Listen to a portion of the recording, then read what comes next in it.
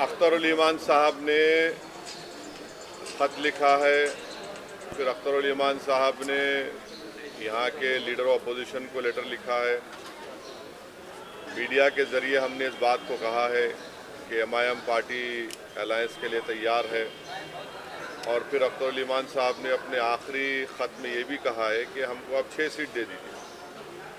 अब ये उनको फैसला करना है, ये नहीं करेंगे तो बिहार की जनता ये देख लेगी कि कौन बीजेपी को कामयाब कराना चाहता है या कौन बीजेपी को रोकना चाहता है।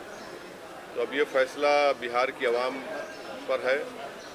हम तो अपनी जिम्मेदारी को निभा चुके हैं।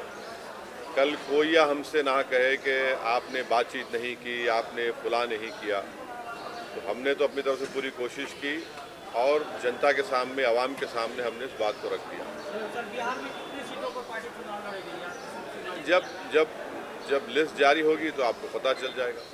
सर एक आई लव मोहम्मद कहने पर जो है पूरा बवाल है, उस पर क्या कहेंगे सर?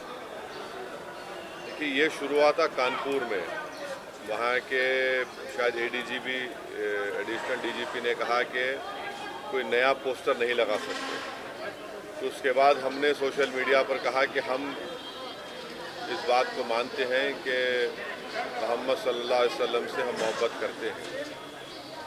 हर मुसलमान मोहम्मद सल्लल्लाहु अलैहि वसल्लम से मोहब्बत करता है इसलिए कि उसके ईमान का हिस्सा है। अगर हम मुसलमान हैं और अगर हम अल्लाह को जानते हैं तो वो मोहम्मद सल्लल्लाहु अलैहि वसल्लम ने हमको सिखाया है कि अल्लाह है जो ज़मीन व आसमान का खालिक है, तुम इसकी इबादत करो, किसी और की मत करो। हमको उन्होंने बताया है कि तुम्हारा ईमान उस वक्त तक मुकम्मल नहीं हो सकता जब तक कि तुम मोहम्मद सल्लल्लाहु अलैहि वसल्लम को अपनी दुनिया की हर चीज़ ज़्यादा नहीं चाहोगे। ये तुम्हारे ईमान का हिस्सा है। और आर्टिकल 25 में फ्रीडम ऑफ रिलीजन है, तो संविधान में फंडामेंटल राइट है, इसको आप कैसा छीन सकेंगे किसी से? और ये क्या बात है कि नया पोस्टर कैसा लगाया, जो यूपी में क्या गलत है एकदम।